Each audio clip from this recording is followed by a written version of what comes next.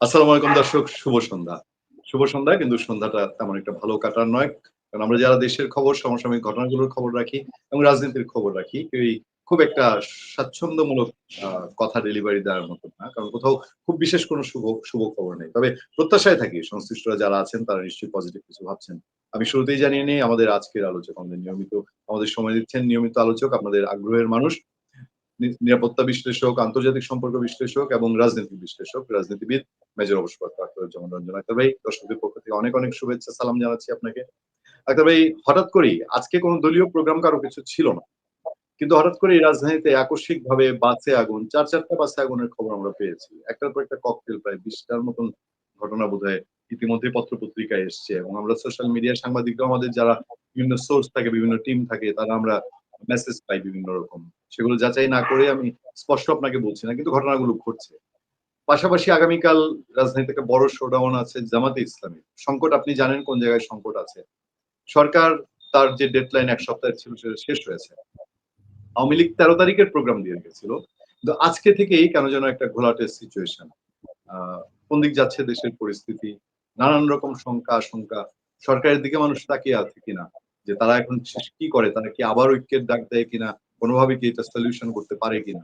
Major Akhtaruzzaman Ranjan, আপনার মূল্যবান বিশ্লেষণ দর্শকদের জন্য অপেক্ষা করছি। ধন্যবাদ পুনিয়া, আসসালামু আলাইকুম। প্রথমেই আমি সালাম জানাচ্ছি তোমার অগণ দর্শক থেকে। আসসালামু আলাইকুম। যে যেখানে আছেন ভালো থাকবেন, সুখে থাকবেন, শান্তিতে থাকবেন। সবচেয়ে বড় কথা আবারও বলছি, নিরাপদে থাকার চেষ্টা করবেন। দেখেন, আমি নিম্নাঞ্চলের মানুষ। বছরে প্রায় আমার এলাকায় 4 মাস 5 মাস আমরা পানির নিচে থাকি। আমরা ছোট থেকে হাওর বাউর বিলে মাছ ধরতে অভ্যস্ত। আমরা একটা লাট টানি, লাট বলি আমরা, একটা লম্বা রশির মধ্যে আমরা অনেকগুলো ইট বা পাথর বেঁধে দিয়ে আমরা ওগুলা টেনে নিয়ে আসি, নিয়ে এসে মাছগুলোকে একদিকে নিয়ে আসার চেষ্টা করি এবং একটি মাথায় করি।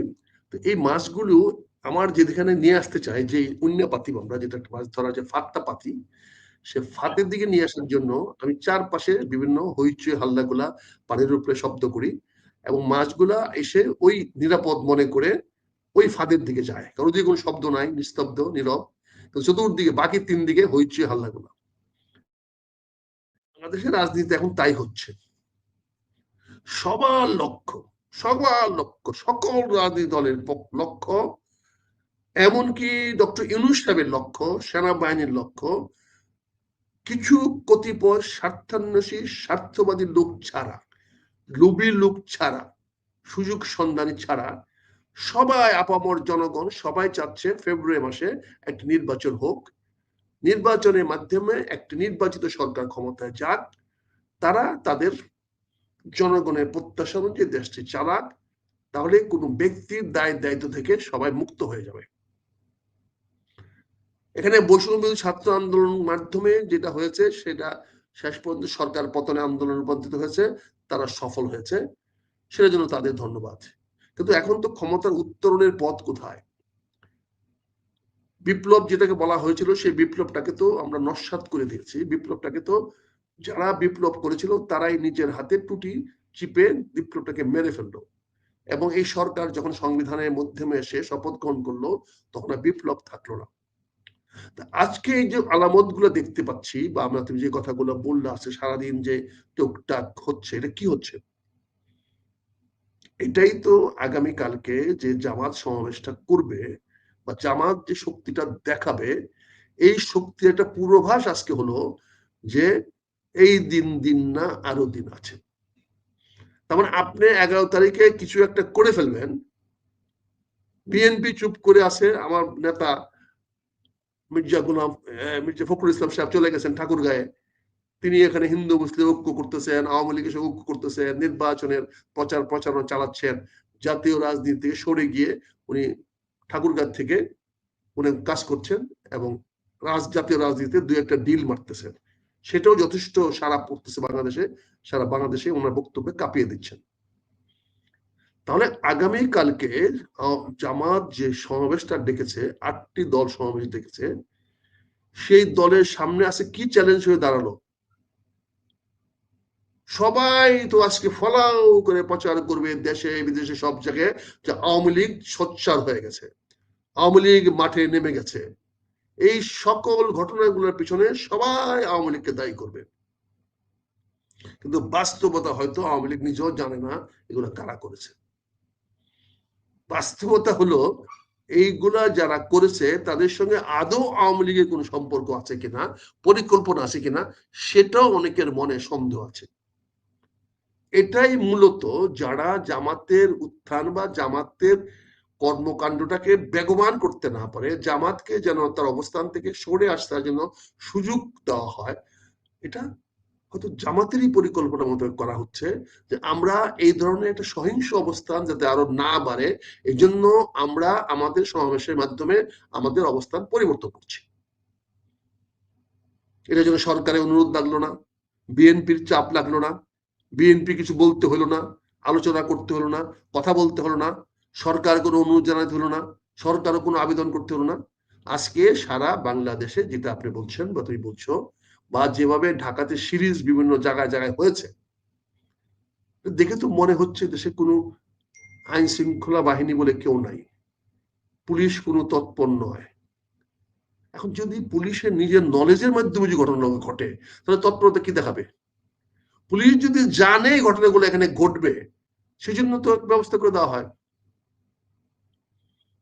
এখানে এমন অনেক কাজ আছে যে কাজগুলো সাধারণ মানুষকে ধোঁকা দেওয়া খুব সহজ। যেমন আমি কথা প্রসঙ্গে একটা কথা বলি, পেঁয়াজের দাম গত 5-7 দিনে 30 টাকা 40 টাকা বেড়ে গেছে। তার জন্য অভিযোগ করা হলো কোথায়, যে বাংলাদেশের পেঁয়াজ চাষিরা নাকি পেঁয়াজের দাম বাড়িয়ে দিয়েছে। পেঁয়াজ এমন একটি ভঙ্গুর জিনিস যেটা বেশি দিন রাখা যায় না, প্রতিদিন তার ওয়েট লস হয়, এবং এটা ওয়েট লসটা 5 to 10% প্রতিদিন লস হয়। তখন আজকে যদি আপনি 10 টাকার পেঁয়াজ বা 50 টাকার পেঁয়াজ রাখেন, 7 দিন পরে সেই পেঁয়াজটা অর্ধেক হয়ে যাবে। তার মানে ওই পেঁয়াজটা 100 টাকা হয়ে গেল কেজি মূল্য। এখানে সরকার বলতেছে যথেষ্ট পেঁয়াজ আছে, তারপরে সে পেঁয়াজের দাম হু হু করে বাড়লো, 70 টাকা থেকে 100-110 টাকা চলে গেল। এখন সরকার বলতেছে যে আমরা পেঁয়াজ আমদানি করতে দিব। ইতিমধ্যে কিন্তু ভারতের বিভিন্ন সীমান্তে পেঁয়াজের ট্রাক আসা শুরু হয়ে গেছে। অর্থাৎ আমাদের উপদেষ্টা সাহেব জানেন, ওনার বাড়ি তো যশোরে, আর এই সমস্ত এলাকাতে স্মাগলিং বা ইন্ডিয়ার মালামাল আনার ব্যবসা তো ওনাদের সেই টেন্ডু পাতার আমল থেকে ওনারা অভিজ্ঞ।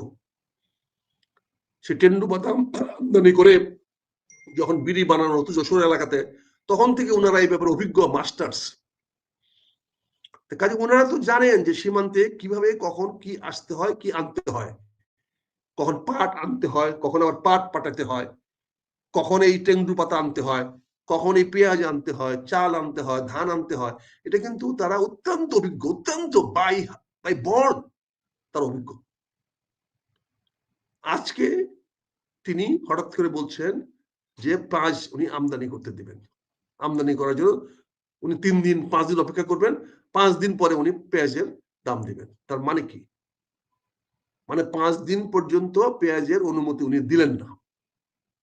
5 দিন পরে পেঁয়াজের অনুমতি দিলেন, সেই অনুমতি পাওয়ার সঙ্গে সঙ্গে দেখা গেল এলসি ওপেন হয়ে গেল 5 মিনিটের মধ্যে। ওনার তো ব্যাংক নিয়ন্ত্রণ আছে। আর দেখা গেল 10 মিনিটের মধ্যে বেনাপোলে ট্রাক দাঁড়িয়ে আছে, ইন্ডিয়ান ট্রাক পেঁয়াজ ভর্তি। তার মানে ওই প্রথম পেঁয়াজগুলা ওই 120 টাকা দরে বিক্রি হবে। প্রথম পেঁয়াজ যেগুলো আসবে সেইগুলা 120 টাকা দরে বিক্রি হবে। তার মানে তারা ওই পরবর্তী 3 দিনে যা লাভ করা করে নেবে। মারা যাবে মাঝখান থেকে আমার দেশের কৃষক, যার পেঁয়াজ গুলা সে ধরে রেখেছিল বা যার উৎপাদন এই আগামী 1 সপ্তাহ 15 দিন থেকে নতুন পেঁয়াজ বাজারে আসা শুরু হবে, সে মার খেয়ে যাবে। এইটা কি আমার পেঁয়াজ চাষিদের পক্ষে আপনাদের মিডিয়াকে জানানো সম্ভব? আপনারা মিডিয়া কি পেঁয়াজ চাষিদের সেই বক্তব্য টেলিভিশনে বা এই টক শোতে বলবেন? কিন্তু আমার মান্যবর বাণিজ্য মন্ত্রী উপদেষ্টা সাহেব যা বলেন তা তো আপনারা সারা জাতিকে জানাইয়া দিচ্ছেন। একটা মন্ত্রী কি করে একটা ডিসক্লোজ করতে পারে একটা তথ্য, যেই তথ্য বাজারের উপরে প্রভাব বিস্তার করবে। উনি কি করে বলতে পারে আমি 5 দিন পরে পারমিশন দিব, 1 সপ্তাহের মধ্যে পারমিশন দিব, যেটা বাজারে ভোলাটিলিটি, বাজারের যে একটা উত্তাপ ছড়াইয়া দেবে, বাজারের মধ্যে একটা ভারসাম্য নষ্ট হয়ে যাবে। এটা করা সম্ভব, কিন্তু বাংলাদেশে আমাদের বাণিজ্য মন্ত্রী উপদেষ্টা করা সম্ভব। আর যেহেতু তিনি বিত্তশালী, আমাদের মুখ কেনার মতো, মাথা কেনার মতো ওনার ক্ষমতা আছে, আর মিডিয়া তো মুখে থাকে বিক্রি হওয়ার জন্য, তাদের তো খবর বিক্রি করাই তাদের ব্যবসা, প্রশাসন, মানে পেশা। কাজে তারা সেটা কারো না কারো কাছে বিক্রি করছে, যে যেভাবে কিনে। আমি হয়তো 5 টাকা দিয়ে কিনি, 10 টাকাতে খবরটা কিনি, 10 টাকাতে খবর কিনি, অ্যাডভার্টাইজও কিনি। অনেকে হয়তো আরো বেশি 10 কোটি টাকা দিয়ে কিনে সেই নিউজ, যার কাছে নিউজের যেরকম মূল্য। কাজে আজকে আমরা যে কথা বলছেন, যে আজকে এই যে বিভিন্ন বাংলাদেশে ছড়িয়ে দিচ্ছে, এটার সঙ্গে আওয়ামী লীগের কোনো সম্পর্ক থাকার তো কোনো কারণ নাই। আওয়ামী লীগ কেন এই ধরনের একটা হঠকারী রাজনৈতিক সিদ্ধান্ত নিবে, যেটাতে তার কোনো উদ্দেশ্য সাধন হবে না? এখানে তো আওয়ামী লীগ এই সরকারকে পতন করানোর জন্য তার কোনো লক্ষ্য নাই। সে তো দেখতে আছে যে doctor Yunus is going, it's just matter of 3 মাস। 3 মাসের পরে ডক্টর ইউনূস থাকবে না। তার তো আওয়ামী লীগের অন্যতম প্রধান শত্রু হলো আজকে এই অন্তর্বর্তীকালীন সরকার তথা ডক্টর ইউনূস। ডক্টর ইউনূসের প্রস্থান তো নির্ধারিত হয়ে গেছে। আগামী ফেব্রুয়ারি মাসে ডক্টর ইউনূস চলে যাবেন ওনার দলবল সহ। তো চুরি চলে গেলে যে বৈষম্য ছাত্র আন্দোলনের যে এনসিপি যে গঠন করা হয়েছিল, তারাও ক্ষমতাহীন হয়ে যাবে, তাদেরকেও প্রোটেকশন কেউ হয়তো দিবে না। তাহলে এটাকে আওয়ামী লীগের পক্ষে যাচ্ছে না বিপক্ষে যাচ্ছে? তাহলে আওয়ামী লীগ কেন বোমা মেরে, কেন ফটকা ফুটাইয়ে, কেন বাসে আগুন দিয়ে অন্তর্বর্তীকালীন সরকার ডক্টর ইউনূসকে ক্ষমতা দীর্ঘায়িত করার সুযোগ করে দিবেন? কি কারণে, কোন যুক্তিতে, রাজনীতির কোন কারণে? শেখ হাসিনা বা তার ভারত কি এতই বোকা যে তারা এই সরকারের ক্ষমতা দীর্ঘায়িত করার জন্য ব্যবস্থা নিবে? এই ধরনের আন্দোলন গড়ে তোলা মানে হলো একটা আওয়ামী শিবিরের মধ্যে ঐক্য ফিরিয়ে নিয়ে আসা। যে অনৈক্যটা সৃষ্টি হয়ে গেছিল, যে অনৈক্যটা তৈরি করার চেষ্টা করেছিল, আসিফ নজরুলের যে মানে অমার্জিত ভাষায় যে কথাটা বলেছে, 7 দিনের মধ্যেই জবাব দিতে হবে রাজনৈতিক দলগুলোকে। আরে বাবারে, মনে হচ্ছে রাজনৈতিক দলগুলা ওনার মানে কিনা গোলাম। উনি যে নির্দেশ দিবেন রাজনৈতিক দলগুলা সেই নির্দেশ অনুযায়ী কাজ করবে। হয়তো ডক্টর ইউনূস সাহেব বলছে আপনারা আবার রাজনৈতিক দলের সঙ্গে কথা বলেন, তাদেরকে একটা সময় দেন, যে বলেন যে আসেন আলোচনা করে এটা সমাধান করি।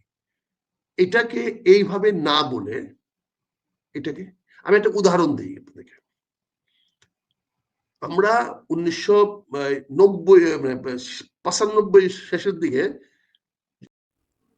এখনই গাড়িতে আগুন, বাসে আগুন, এসব আগুন দিচ্ছে কারা? যে তারা এই সরকারের বিরুদ্ধে তত্ত্বাবধায়ক সরকারের দাবিতে আন্দোলন করছিল, তখন আমরা আমাদের তো জনৈক বড় নেতাকে ডেলিগেট করে পাঠানো হলো আওয়ামী লীগের শিবিরে, যে আপনি গিয়ে একটা আলোচনা করে আসেন।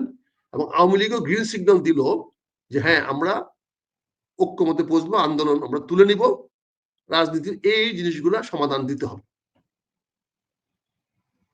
সবাই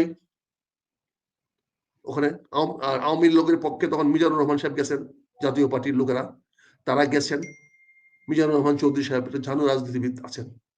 তা আমাদের যিনি নেতা গিয়েছিলেন, তিনি আলোচনার শেষে বললেন যে আমরা যে কথায় আসলাম এটা আপনাদের একটা লিখিত একটা কাগজ দিতে হবে আমাদেরকে, আমরা লিখিত চুক্তিপত্র করতে চাই। মিজান চৌধুরী সাহেব সেদিন বলছিল, কর্নেল সাহেব, সরি নামটা বলা উচিত না, জনাব রাজনীতির দাসকপ দিয়ে হয় না। আপনাকে যে কথাগুলো আমরা বলেছি, এই কথাগুলো যদি আপনার মনে হয় রাখার, আপনি আপনার নেত্রীর কাছে যান, গিয়ে বলেন যে আমরা রাজি আছি, তবে দাসকপ দিয়ে রাজনীতি হয় না। আমরা এই যে বর্তমান প্রধানমন্ত্রীর যে বর্তমান যে অফিস, এটার পিছনে হল রুমে আমরা সবাই বসে আছি। ওই ডেলিগেট কখন আসবেন, ম্যাডামও বসে আছেন সবাই। যে ডেলিগেশন গেছিল সেই ডেলিগেশন এসে বলল, নাটকীয় সুরে বলল যে ওরা কোনো লিখিত কাগজ দিবে না, ফলে আমি ওদের প্রস্তাবকে বাদ দিয়ে চলে আসছি। সঙ্গে সঙ্গে আমাদের কিছু লোক বেশ বেশ করে উঠলো। ম্যাডাম কিন্তু হতচকিত খায় গেল, কি করবে? সবার কথায় দশচক্রে ভগবান ভূত, হলো না। ম্যাডাম কনভিন্স ছিলেন যে এটা হবে, হলো না। ক্ষতিটা কার হলো? ওই ডেলিগেটের তো ক্ষতি হয় নাই, ওই নেতার তো ক্ষতি হয় নাই, ওই নেতা তো পরবর্তীতে বিএনপিতে থাকেও নাই, বিএনপি ছেড়ে চলে গেছেন। কিন্তু ক্ষতি তো দেশমাতা খালেদা জিয়ার করেছে। ক্ষতি তো এই 15ই ফেব্রুয়ারি নির্বাচন করতে ওনাকে বাধ্য করেছিল। ক্ষতি তো হয়েছে ওই নির্বাচনে তারা আসে নাই, আওয়ামী লীগও আসে নাই, জামাতও আসে নাই। ফলশ্রুতিতে 96 ফেব্রুয়ারি নির্বাচন ফ্লপ করেছিল। সেই নির্বাচনে আমি নমিনেশন নেই নাই, আমি বলছি না আমি নির্বাচন করব না, অন রেকর্ড আছে। আমি নির্বাচন করি নাই 96 ফেব্রুয়ারি নির্বাচন, আমি করি নাই। এই যে আজকে বসুন্ধরা মার্কেট, এই বসুন্ধরা মার্কেটের জায়গাটা খালি করা হয়েছিল বিএনপির একটা জনসভার নাম দিয়া 1996 সনের 1 জানুয়ারি। এবং সেখানে ম্যাডাম বলেছিলেন যে আওয়ামী লীগকে ঠিক করার জন্য আমার ছাত্র দলই যথেষ্ট, সে বিখ্যাত বক্তব্য। তারপরে কি হয়েছে? উনি তো গুণাক করে বুঝতে পারেন নাই যে বসুন্ধরাকে ওই উসমানিয়া একটা গ্লাস ফ্যাক্টরি ছিল, ওই জায়গাটা খালি করে বসুন্ধরাকে দেওয়ার জন্য ওই রাজনৈতিক মিটিংটা ওখানে করা হয়েছে। এবং তাকে তখন দিয়ে হুদা বলে ঢাকা মেট্রোপলিটন পুলিশের কমিশনার ছিল, তাকে দিয়ে সবকিছু ভাঙ্গাইয়া মাঠটা পরিষ্কার করে বিএনপির জনসভা করা হয়েছিল 1996 সালের 1 জানুয়ারি, ছাত্র দলের প্রতিষ্ঠা বার্ষিকীতে। ইতিহাস তো আমরা দেখেছি। তারপরে তো বসুন্ধরার বিশাল মার্কেট এখানে হয়েছে, খালি হয়েছে। তো রাজনীতি এমন অনেক খেলা হয়, যে খেলা জনগণ দেখে একটা, হয় আরেকটা। আজকে যে বোমার কথা বলছেন, এই বোমার সঙ্গে আওয়ামী লীগের কোনো সম্পর্ক নাই। এতে আওয়ামী লীগের রাজনীতি কোনো ফায়দা হবে না। এটা আওয়ামী লীগের এত বোকা আওয়ামী লীগ না, শেখ হাসিনা এত বোকা না যে এই ধরনের ঘটনা করে সারা বিশ্বের কাছে উনি সন্ত্রাসী, বোমাবাজ, এই ধরনের একটা অপবাদ এই দুর্দিনে ওনার কাঁধে নেবেন। এটা জাস্ট জামাতকে আগামীকালকের প্রোগ্রামটার থেকে সরে আসার জন্য একটা প্রিলুড দেওয়া হলো, একটা ভূমিকা দেওয়া হলো, একটা গ্রাউন্ড তৈরি করে দেওয়া হলো, যেই গ্রাউন্ডের পরিপ্রেক্ষিতে তিনি আগামীকালকে তাদের সিদ্ধান্ত পড়বেন। জামাতের পক্ষে বলেন আর যাই কিছু বলেন, নির্বাচনে যাওয়া ছাড়া তাদের কোনো বিকল্প নাই। এবং দেখেন বক্তব্য কাকে দিয়ে দেওয়া হয়েছে? সহকারী সাধারণ সম্পাদককে দেওয়া হয়েছে। এখন আর তাহের সাহেব বলেন নাই, ওই মূল জামাতের মূল লিডারের কথা বলেন নাই। তাহের সাহেব তো ঘি আঙ্গুল দিয়ে ঘুরাই ফেলেছেন, আঙ্গুল দিয়ে ঘি তুলতে আছেন। তাহের সাহেব এই বক্তব্য আজকে দেন নাই।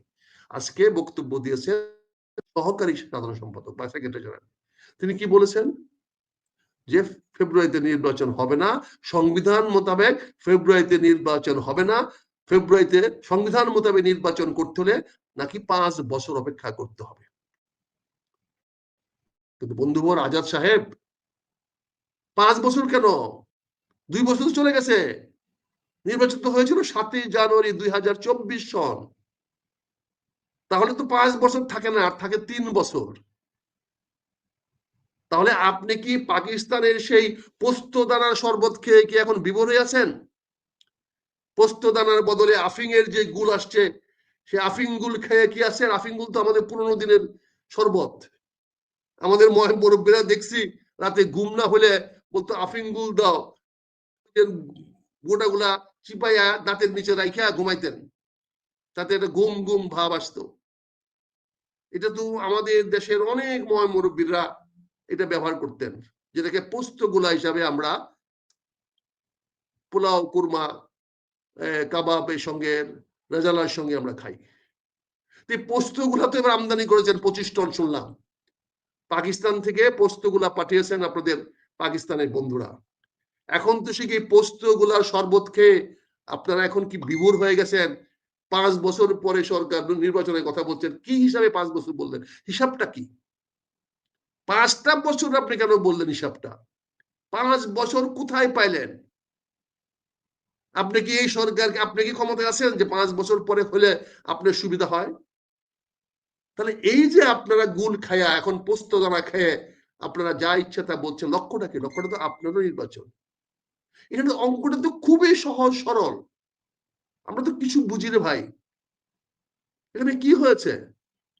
আপনারা এমন একটি নির্বাচনে অবয়ব সৃষ্টি করতে চাচ্ছেন যেখানে নির্বাচন হবে, নির্বাচনের প্রতিযোগিতা হবে, আগামী দিনে জামাত এবং বিএনপি ঐক্যবদ্ধ সরকার গঠন করবে এবং পুওর এনসিপি কে বিরোধী দলে ঠেলে দেওয়া হবে।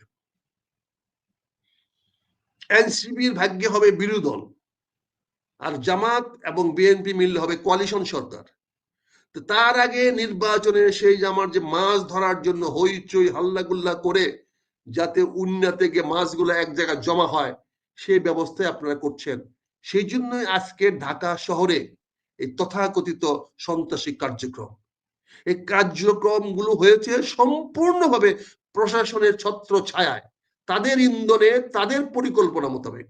এখানে আওয়ামী লীগের কোনো হস্তক্ষেপ নাই, কোনো পরিকল্পনায় থাকতে পারে না। এতে আওয়ামী লীগের কোনো বিন্দু মাত্র উপকার হবে না, উল্টো কর্মীদের উপরে অত্যাচার, অবিচার, অনাচার, স্টিম রুলার চালানোর সুযোগ করে দেবে পুলিশকে। পুলিশ যাতে আওয়ামী লীগের আরো নেতা কর্মীদেরকে গ্রেফতার করতে পারে সেই সুযোগ করে দেবে। গ্রেফতার বাণিজ্য ইতিমধ্যে শুরু হয়ে গেছে, জামিন বাণিজ্য শুরু হয়ে গেছে। জামিনের নামে আমরা দেখেছি অনেকে জামিন পাচ্ছেন, অনেকে বিভিন্ন ভাবে বিশাল বিশাল টাকার বিনিময়ে অনেকে জামিন নিয়ে আসতেছেন। এটা তো বাজারে শোনা যাচ্ছে। এখন তো আওয়ামী লীগের জজও নাই, আওয়ামী লীগের লয়ারও নাই। আমরাই তো বিপ্লবীরাই তো এখন সব জায়গায় আছি, সরকারে আছি, রাষ্ট্রে আছি, বিচার ব্যবস্থায় আছি, পুলিশে আছি, ব্যাংকে আছি, সব জায়গায় আছি। আমরা তো সেগুলোই করতেছি।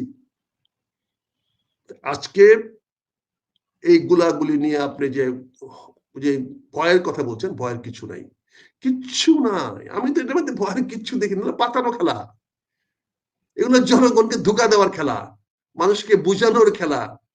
এগুলা ওই যে বিভিন্ন দিকে ঢুল পিটাইয়া মাছগুলাকে একদিকে নিয়ে আসা, এই খেলা।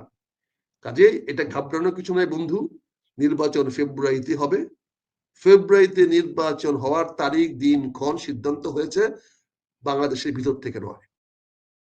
সকল মুরব্বীরা বসেই ডিসাইড করছে যে আগামী ফেব্রুয়ারি মাসেই তোদের নতুন করে বিয়ার দিন তারিখ ধার্য করা হয়েছে। অতএব ফেব্রুয়ারিতে নির্বাচন হবে এবং নির্বাচনের প্রস্তুতি ওই অযথা ডিসেম্বর পর্যন্ত নিয়ে যাওয়া হচ্ছে। ডিসেম্বরের প্রথম সপ্তাহে দেওয়া হবে। আমরা এখনো অধীর অপেক্ষা করছি সুপ্রিম কোর্ট কি বলে। সুপ্রিম কোর্ট তো অনেকদিন সময় নিলেন এই একটা মামলা রায় দিতে। এই নাটকটা করছেন, এই নাটকটা করে কি সিদ্ধান্ত দেন দেখি। আমি 15 তারিখ পর্যন্ত এখনো অপেক্ষা করতে রাজি আছি এবং আমি বাংলাদেশে কোনো নেতিবাচক কিছু দেখি না।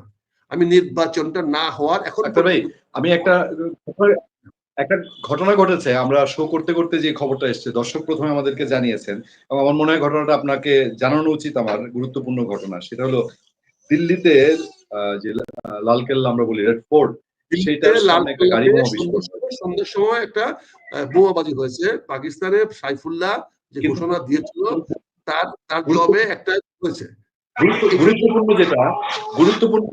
গুরুত্বপূর্ণ যেটা সেটা হলো আমার সঙ্গে দিল্লির ইন্ডিয়ান আজতাক চ্যানেল চালু করা আছে। তারা দেখাচ্ছে মানে আগে তো পাকিস্তানের কোন ইন্ডিয়াতে কিছু হলে তারা পাকিস্তানের দিকে নজর দিত এবং পেহেলগাম হামলাতে তারা পাকিস্তানকে তুলে ধরেছে। ইন্ডিয়ান মিডিয়া প্রশ্ন তুলছে যে এই কাজ কি পাকিস্তানের না বাংলাদেশের। এই প্রথমবার তারা এদিকে ইঙ্গিত করছে, অন্তত তাদের মিডিয়া। সেখানে রেড অ্যালার্ট জারি হয়েছে, কলকাতায় রেড অ্যালার্ট জারি হয়েছে। এইটা কি একটু সন্দেহের চোখে দেখার বিষয় না আমাদের, যে হঠাৎ করে পাকিস্তানের পাশাপাশি তারা বাংলাদেশকে সন্দেহের তালিকায় আনছে? এটা সন্দেহের তালিকা আনার একটি মাত্র কারণ, এই ভদ্রলোক যে স্টেটমেন্ট দিয়েছিলেন, কি নাম জানো না, আমি জানি মনে থাকে না, এটা আমার কাছে এখনই আছে, আমার সামনে আছে। না, রাজনৈতিক নাই, শফিউল্লাহ না, এই খবরটা আমার কাছে এখানে আছে, দিল্লি এনসিআর রিজিয়নে যে খবরটা হয়েছে আমার সামনে এখন আছে নিউজটা, বুঝতে পারছেন না? Explosion reported near Red Fort, এখানে আছে Delhi car blast near Red Fort, high alert, plus Red Fort 7 fire tenders to the spot. কারণ এটা যারা করেছেন কি কি একটা মানে জঙ্গি দল, যে জঙ্গি দলের প্রধান গত পরশুদিন ঘোষণা দিয়েছেন যে তাদের পরবর্তী যুদ্ধ শুরু হবে বাংলাদেশের ফ্রন্ট থেকে, এবং তার শব্দটা ইউজ করছে যে বাংলাদেশ থেকে এটা যুদ্ধটা শুরু করা হবে। তো অতএব ভারত অনেক বেশি চাণক্যের রাজনীতি করে, কাজে এই সুযোগটা তো ভারত নিয়ে বলবে এই দেখো বাংলাদেশ আমার দেশে এখন ইন্টারফেয়ার করে শুরু করেছে। কারণ যদি দায়টা বাংলাদেশকে দেওয়া যায় তাহলে বাংলাদেশের এগেইনস্টে ভারতের অ্যাকশন নিতে সহজ হবে। এখন পাকিস্তানকে দায়ী করে তো লাভ নাই, কারণ ওই ভদ্রলোক নিজেই বলেছেন, লাহোর থেকে নিজেই বলেছেন যে আমাদের পরবর্তী আক্রমণটা হবে বাংলাদেশ থেকে, এবং বাংলাদেশের একটা পাকিস্তানের একটা নেভাল শিপ আমার চিটাগাং পোর্টে দাঁড়িয়ে আছে গোলা বারুদ নিয়ে। ইতিমধ্যে পাকিস্তানে অনেক জেনারেলরা এখানে ঘুরে গেছেন, যে জেনারেল সাহেব এত কিছু কথা বলে গেলেন, উনি ওই দেশে গিয়ে তো চাকরি না, এখন তো ফিল্ড মার্শাল হয়ে গেছেন, পাকিস্তানের সেনাপ্রধান ফিল্ড মার্শাল হয়ে গেছেন। শুধু ফিল্ড মার্শাল না, উনি রাষ্ট্রেরও সভাপতি হয়ে গেছেন। অর্থাৎ রাষ্ট্র এখন তার কাছে দায়বদ্ধ, জনগণের কাছে নয়। সংসদ, প্রেসিডেন্ট, প্রাইম মিনিস্টার, মন্ত্রী পরিষদ সবাই এখন পাকিস্তানের সুপ্রিম কমান্ডার, অর্থাৎ ফিল্ড মার্শালও না, ওনার নাম দিয়েছে যে বাংলাদেশের সুপ্রিম মানে 3টা বাহিনীর প্রধান, তার কাছে জবাবদিহি করতে হবে। তো ইন্ডিয়া কেন যাবে সেখানে, তাকে দায়ী করতে?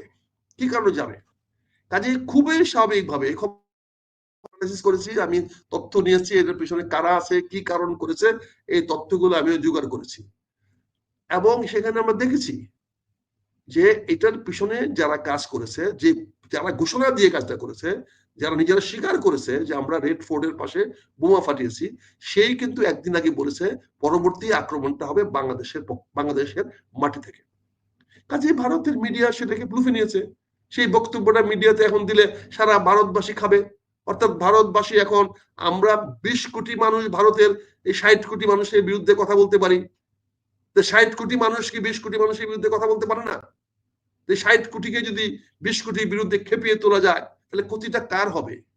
ভারত তো সুযোগটা নিয়েছে, এবং এই বোমার দায় দায়িত্ব বাংলাদেশকে চাপিয়ে দিয়ে সমগ্র ভারতকে বাংলাদেশের শত্রু চিহ্নিত করা হচ্ছে।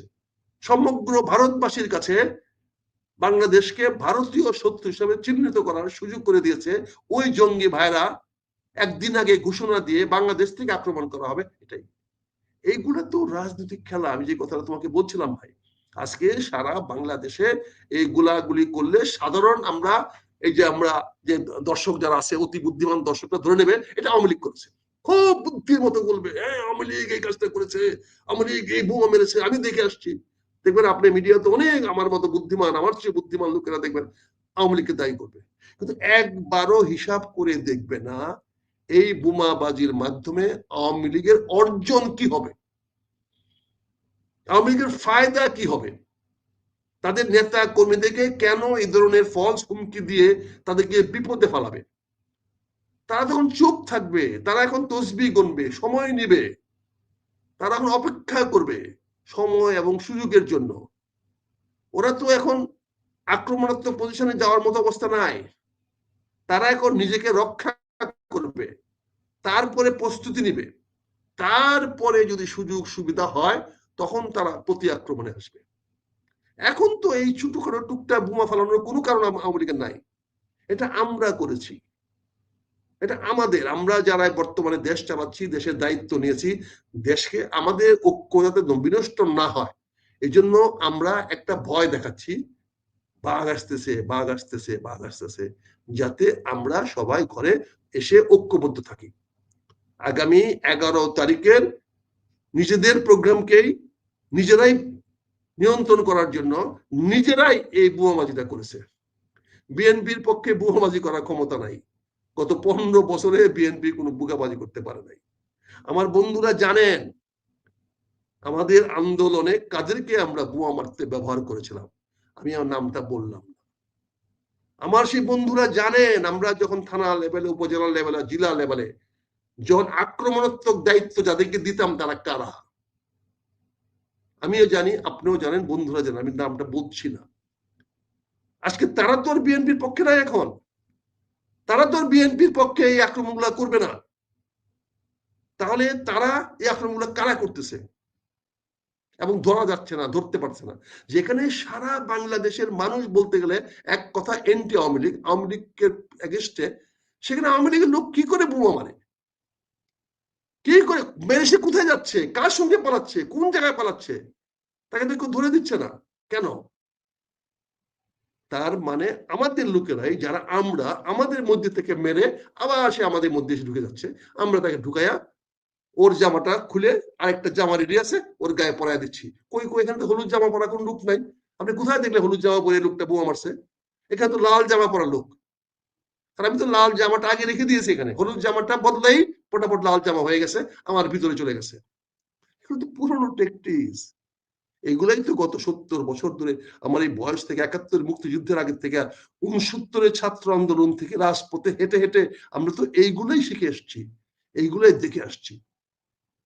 আমরাই তো জানি এই মিছিলের সামনে কে বোমা মারে, কে বোমা, যে বোমা মারে তা কোনোদিন পাওয়া যায় না, নিরীহ লোকগুলো ধরা খায়। সেটা কাদেরকে দেওয়া হয় দায়িত্ব? কে ঢিলটা মেরে দৌড়ে পালিয়ে যায়, কোন ছেলেটাকে আমরা সে দায়িত্ব দেই? আমাদের দলের সবচেয়ে যে খারাপ ছেলেটা, তাকে ওই দায়িত্ব দেই, আর ওই লোকটা, ওই ছেলেটা কখনোই ধরা খায় না। এখন এগুলো তো পুরনো রাজনীতি ট্যাকটিক্স, পুরনো, এগুলো তো আমরা করতে করতে এই পর্যন্ত আসছি রে ভাই, আমাদের নতুন করে কি শিখাবেন? কাজে এই আজকের এই ঘটনার পিছনে এটা আমাদের আভ্যন্তরীণ ব্যাপার। আমরা আমাদের বিষয়গুলোকে সমাধান করার জন্য সরকার অত্যন্ত দক্ষতার সঙ্গে প্রশাসনিক ছত্র ছায়ায় পুলিশদের মধ্য দিয়ে আস্তিগুলো করা হয়েছে। এই কথাগুলা সত্য বলতে গিয়ে, জনগণকে সঠিক জিনিস জানাতে গিয়ে আজকে আমাকে ঝুঁকি নিতে হচ্ছে, আমার জীবনের ঝুঁকি, আমার ধ্বংসের ঝুঁকি, আমার অস্তিত্বের ঝুঁকি নিতে হচ্ছে। কিন্তু তারপরেও যদি সুযোগ পাচ্ছি আপনার কথা বলার, এই জন্য আমি সত্যটাকে উদ্ঘাটন করার চেষ্টা করছি, মানুষ যেন সত্য জিনিসটা জানে, রাজনীতির ভিতরের খেলাকে যেন জানে। আমি এই দেশের রাজনীতিতে ক্ষমতার কেন্দ্রের বিন্দুতে প্রধানমন্ত্রীরা কিভাবে কি করে, কিভাবে তারা সিদ্ধান্ত নেয়, কিভাবে ভুল করে, কিভাবে সঠিক সিদ্ধান্ত নেয়, এটা দেখার চরম সৌভাগ্য বা দুর্ভাগ্য যেটা বলেন আমার জীবনে হয়েছে। কাজে আমি দেখেছি কিভাবে একজন মন্ত্রী এসে প্রধানমন্ত্রীকে বিভ্রান্তমূলক তথ্য দেয়, আমরা দেখেছি, হাতে নাতে দেখেছি কথা বলতেছেন। আমি আপনাকে আরেকটা উদাহরণ দিই।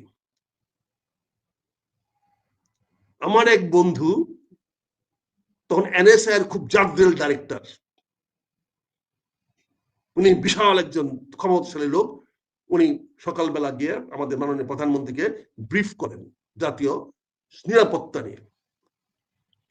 একদিন ম্যাডাম আমাদেরকে একটা রিপোর্ট নিয়ে বসলেন, আমরা 15-20 জন এমপি বসে আছি হিয়ার, এই যে ইয়ার রোডে, ওই যে যমুনা উল্টা দিকে একটা আছে না, কি স্নিগ্ধা কি ছিল একটা বাংলা সুগন্ধা কি, ওখানে তখন প্রধানমন্ত্রী বসতেন, দেশমাতা খালেদা জিয়া ওই অফিসে তখন বসতেন বিকালবেলা সন্ধ্যার পরে। ওখানে একটা লিস্ট নিয়ে আসলেন। কি লিস্ট? 1996 সনের সম্ভাব্য বিজয়ী প্রার্থী হওয়ার তালিকা, 300 লোকের নাম দিলেন। এবং সেটা আমাদের তৎকালীন এনএসআই ওই সাহেবরা, আমাদের সেই জাজেল এনএসআই মহাপরিচালক এবং পরিচালক মহোদয়, যারা আমাদের এই তখন মুক্তিযুদ্ধ অফিসার, খুব জেনারেল জিয়ার ফ্যামিলির খুব কাছাকাছি মানুষ, ওই সুবাদে ওরা এনএসআই পোস্ট বাগিয়ে নিয়েছিলেন, বড় বড় পদ বাগিয়ে নিয়েছিলেন। ওনারা রিপোর্ট তৈরি করে দিলেন।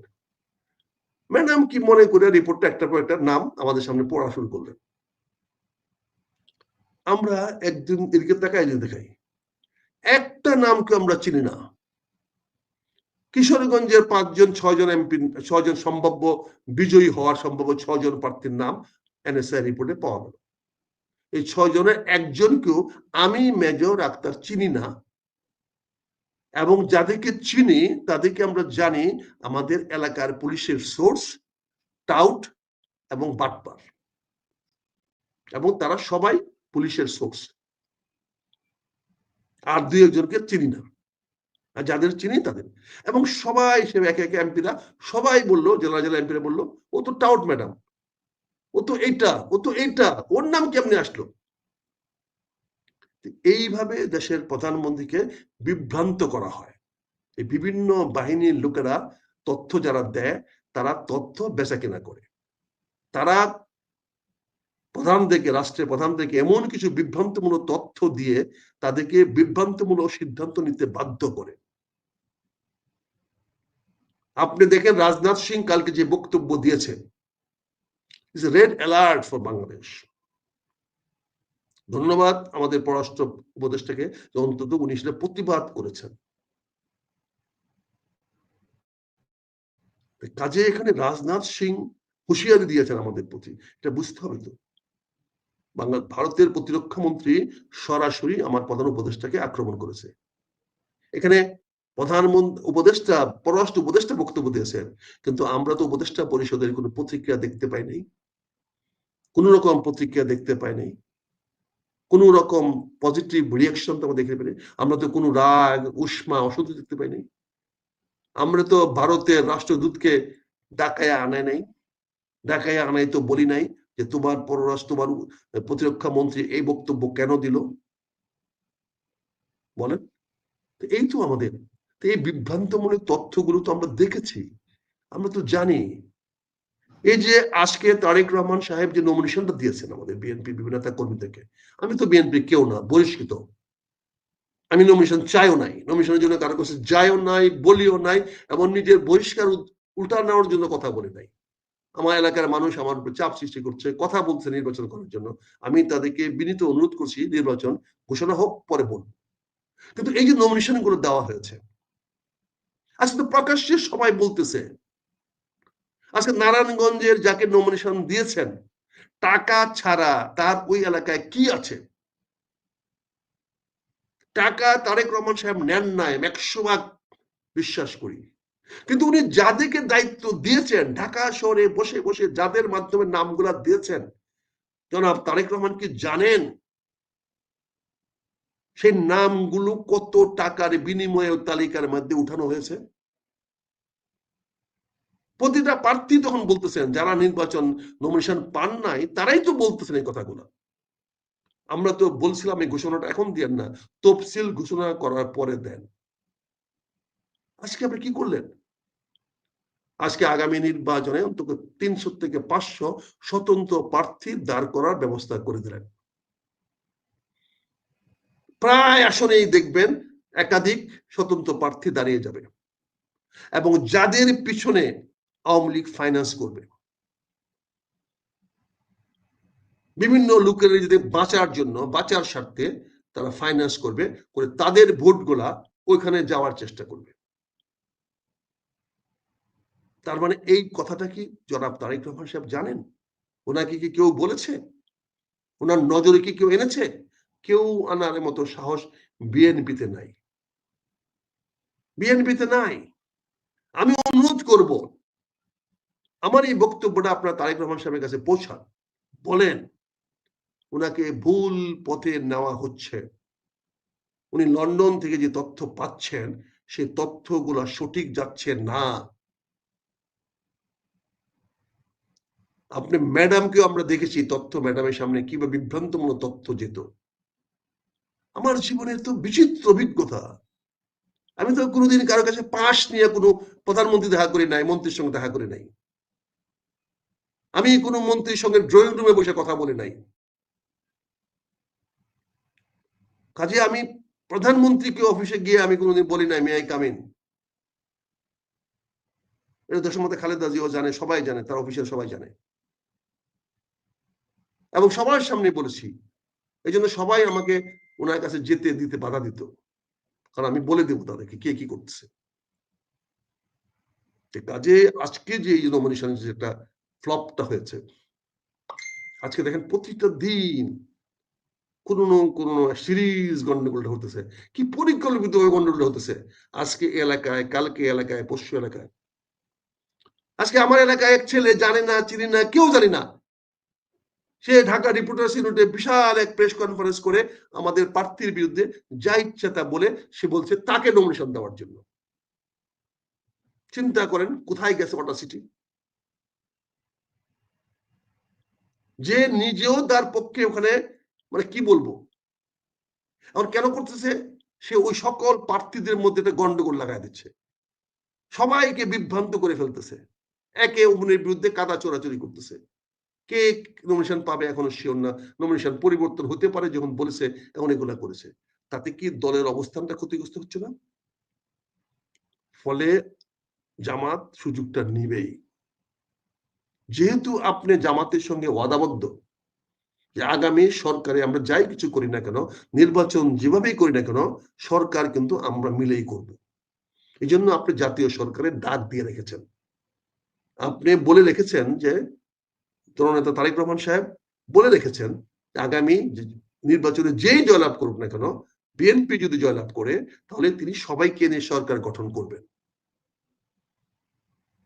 তাহলে কি বোঝা যাচ্ছে, এই নির্বাচনে ওনার 300 আসন দরকার নাই, উনি সবার থেকে একটু মেজরিটি থাকলে হলো, সেখানে উনি সবাইকে নিয়ে করবেন, সবাই ওনার মন্ত্রী পরিষদ থাকবেন, আমাদের বিরোধী দল থাকবে না। বিরোধী দল ছাড়া তো আমরা সংসদ দেখলাম, আবার দেখতে অসুবিধা কি আছে, দেখবো। বিরোধী দল থাকতেই হবে এমন তো কোনো কথা নাই, বিরোধী দল ছাড়াও তো রাজনীতি হতে পারে, তো হবে। এই যে অবস্থা, কাজে 15 বা ফেব্রুয়ারি প্রথম সপ্তাহে নির্বাচন করার জন্য যেগুলো করা হচ্ছে, এটারই একটা ইতিবাচক পদক্ষেপ হলো আজকে ঢাকা শহরে যে তথাকথিত বোমাবাজিগুলো হয়েছে, বিভিন্ন জায়গায় ফটকা ফোটানো হয়েছে, বাসে আগুন দেওয়া হয়েছে, এগুলা অত্যন্ত পরিকল্পিত এবং নির্বাচনটাকে সঠিক সময় করার জন্য এবং জামাতকে তার অবস্থান থেকে সরিয়ে নিয়ে আসার জন্য একটা গ্রাউন্ড ওয়ার্ক করে দেওয়া হয়েছে। এটা নিয়ে ঘাবড়ানোর কিছু নাই, এটা নিয়ে অ্যালার্মড হওয়ার কিছু নাই, কিছু নাই। আর দিল্লির সেই বোমার জন্য আমরা নিজেরাই আমাদের দায়ী হয়েছি, কারণ আমরা যে জঙ্গি মহোদয় সাহেব পাকিস্তান থেকে বক্তব্য দিয়েছেন, আমরা তার কোনো প্রতিবাদ জানাই নাই। ফলে ওনার এই বক্তব্যের সঙ্গে আমাদের একাত্মতা আছে। এটাই ভারতের মিডিয়া সারা বিশ্বের কাছে নিউজ করে, আপনারা যে 8টি মিডিয়ার সঙ্গে কথা বলেছেন, তারা একসরে কথা বলে প্রমাণ করে দিল যে ওই জঙ্গির সঙ্গে বাংলাদেশিদের সম্পর্ক আছে, কিন্তু আমাদের কোনো সম্পর্ক নাই। আমি ওই জঙ্গির সঙ্গে বাংলাদেশের 99% মানুষের কোনো সমর্থন নাই, তাদেরকে বাংলাদেশের মাটিতে স্থান দেওয়া হবে না, তোবা লস্কর বাংলাদেশে স্থান পাবে না, তাদের সঙ্গে বাংলাদেশের মানুষ নাই। আমি দ্ব্যর্থহীন ভাষা আপনার মাধ্যমে সারা বিশ্বের কাছে জানাতে চাই, এই ভারতের বোমাবাজির সঙ্গে বাঙালিদের, বাংলাদেশের মানুষের কোনো সম্পর্ক নাই, না আছে বিএনপি, নাই জামাতের, নাই এনসিপির, নাই অন্য কোনো রাজনৈতিক দলের, নাই কোনো ইসলামিক দলের, কারো কোনো সংস্পর্শ নাই। এটা পাকিস্তানের প্রপাগান্ডা, পাকিস্তানের জঙ্গিদের প্রপাগান্ডা, এবং তারা বাংলাদেশকে কলঙ্কিত করার জন্য উদ্দেশ্য প্রণোদিত ভাবে এই কাজটা করেছে।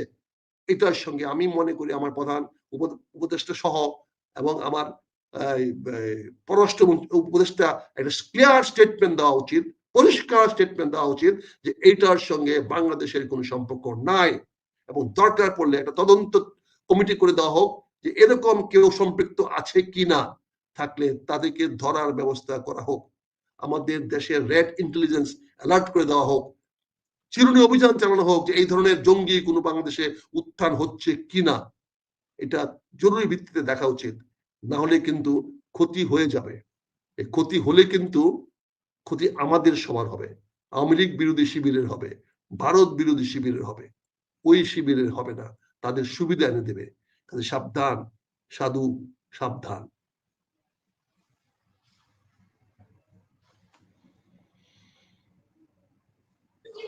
বলো, আমি শেষ করছি। অনেক অনেক অনেক ধন্যবাদ।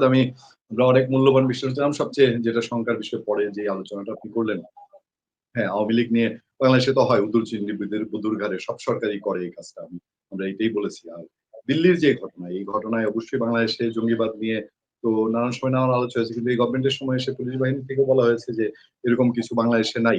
পুলিশের কমিশনার বলেছেন বাংলাদেশে এরকম কিছু নাই, আগে বিভিন্ন নাটক সাজানো হয়েছে। এখন এগুলোর মধ্যে দিয়ে ভেতরকার সিচুয়েশন আপনি অনেকটা সাবধান করেছেন।